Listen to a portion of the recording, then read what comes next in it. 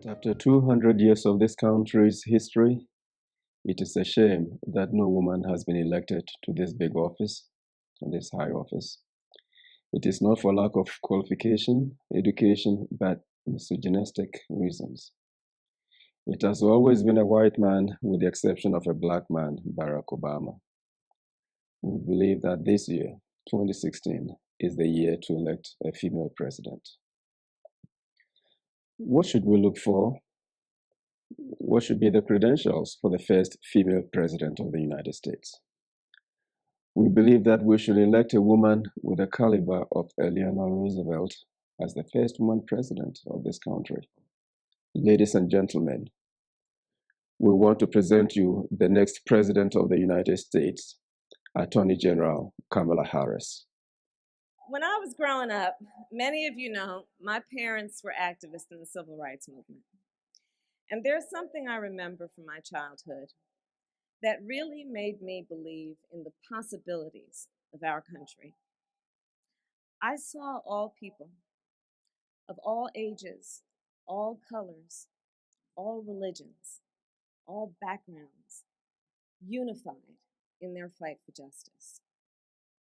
But when we turn on the TV today, we are seeing something shockingly different. Friends, we have never seen a national election like the one we are witnessing this year. And as if the stakes weren't high enough, now we have the future of the United States Supreme Court hanging in the balance. Indeed, the stakes are very high. And I believe we face a defining choice. It will be a choice about first principles. And it will be a choice about fundamental values. It's about what we stand for as a nation and what kind of future we believe is possible. But just look at the politics of poison coursing through the bloodstream in the race for the Republican nomination. That race has been a race to the bottom.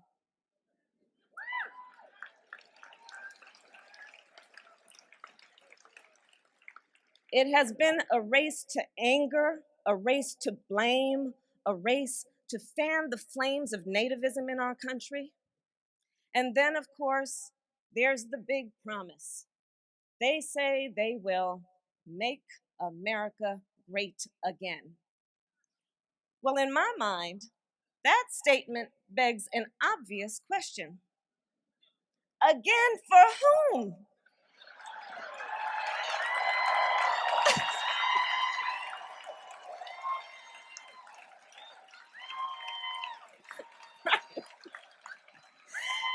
Can someone tell me exactly which part of the past they want to bring back? Because that's exactly what they're talking about. They want to go back.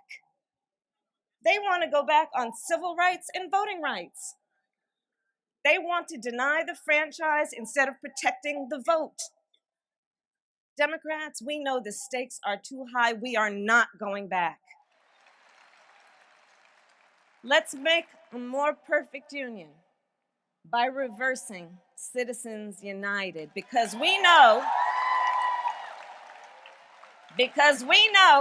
Citizens United really means citizens divided. Together, let's fight for a more perfect union where we rescue our planet from climate change, and put an end to oil companies manipulating our laws. Let's make a more perfect union where the law finally guarantees women equal pay for equal work, women of all colors, and whether she be a construction worker or a tech worker or the woman who is the CEO. And Democrats, let's make this a more perfect union by fighting for the ideals of our country, all of us together. African people have been the victims of Arab hegemony and imperialism for more than 1400 years, and European white supremacy for more than 500 years.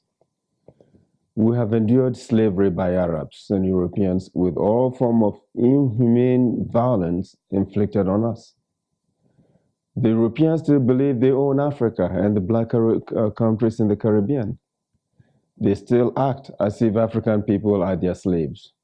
And this extends to South America, Brazil, and the rest of South American countries. Imagine the Queen of England is still the head of state of Jamaica, a black country. Why? The ex-French colonies are still controlled by France. Why? The Europeans control the African Union, the body that's supposed to represent all of Africa. Why? African people have been trying to break free from the European control for more than 50 years to no avail. The few progressive leaders that have tried to help Africa break free from European aggression and imperialism have all been assassinated by the American government, France, Belgium, Portugal, and Britain. Many Africans are afraid to stand up, speak up, and fight back for fear of being killed. There is real fear of white people and Arabs in us. My brothers and sisters, the time is now for all brave Africans to unite and take a stand against European aggression, Arab exploitation, if we are to survive as a race. We should kill the fear instilled in us by the Europeans by means of extreme violence by these countries. We need to take back our continent, destroy the borders of exploitation they put in place, put Africa back as one country, and develop it for all African people. Haiti is on its way to becoming a member of the African Union. We welcome Haiti. Next should be all the Black Caribbean nations. Let's send a message now to Hillary Clinton and these Europeans that Africans are ready to confront them and kick them out of Africa forever. We will do all we can to expose Hillary as a cold-hearted murderer who is corrupt. We should not put her in the White House simply because she has a vagina. She is trying to paint herself as one who will continue President Obama's legacy. No, she tried to sabotage Obama's legacy. She tried unsuccessfully to derail President Obama's agenda. That is why she was fired and dismissed as Secretary of State. She does not enjoy the support of the administration at all. She is wickedly ambitious. She does not like African people, black people. To me, the killer of my benefactor is my enemy. She killed Africa and African people's benefactor, Colonel Gaddafi, who was helping so many Africans on the continent and others in the United States and other places. And she gloated over the killing. This woman is wicked. She has not offered any compensation to the mothers of the African workers who were killed in Libya by the Arab Libyans during the war. She views their death as collateral damage. But mothers, African mothers and fathers, lost their sons and daughters who went to Libya to work and send money home to take care of their younger brothers and sisters. According to Hillary, African lives don't matter. She is so sinister, she reminds me of the witches of Endor in Lady Macbeth in Shakespeare's The Tragedy of Macbeth. Lady Macbeth got her husband to kill King Duncan so she could become queen. This is Hillary Clinton.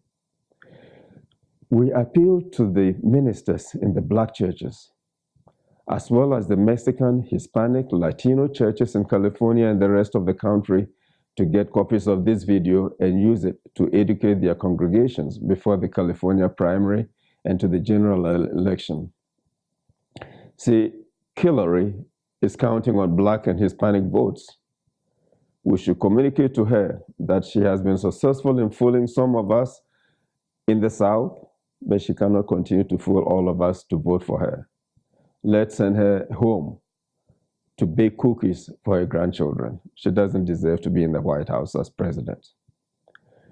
Bernie Sanders has fought the good fight for we the people, blacks, Hispanics, Latinos, the middle class, women, against the interest of these corrupt corporations. But based on the rules of the Democratic Party, Bernie will not get the number required for the nomination unless we give him a win, an overwhelming win in California and the rest of the states whose primaries are coming up. We will advise him to talk to Kamala Harris ahead of time to get her endorsement agreement as vice president. This will get Californians and the other states excited to give him the victory in the coming primaries. Bernie Sanders, Kamala Harris is a winning ticket on November 6th. If that fails and the Democratic machine headed by Debbie Wasserman Schultz elects Hillary as their nominee, we can still draft Kamala Harris for president as an independent candidate and Bernie Sanders as her vice president. We can write her name in on the ballot on November 6th as our choice. Kamala Harris is the woman we can respect, love, and support as president.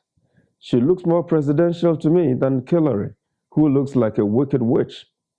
Kamala has energy. She is sincere, honest, and trustworthy. She is very likable. She has no garbage. She has no skeletons in her closet, whereas Hillary has a cemetery full of skeletons, some of which we have not even uncovered yet. Kamala is as clean as a whistle. She is also very hardworking and humble, unlike this arrogant murderer.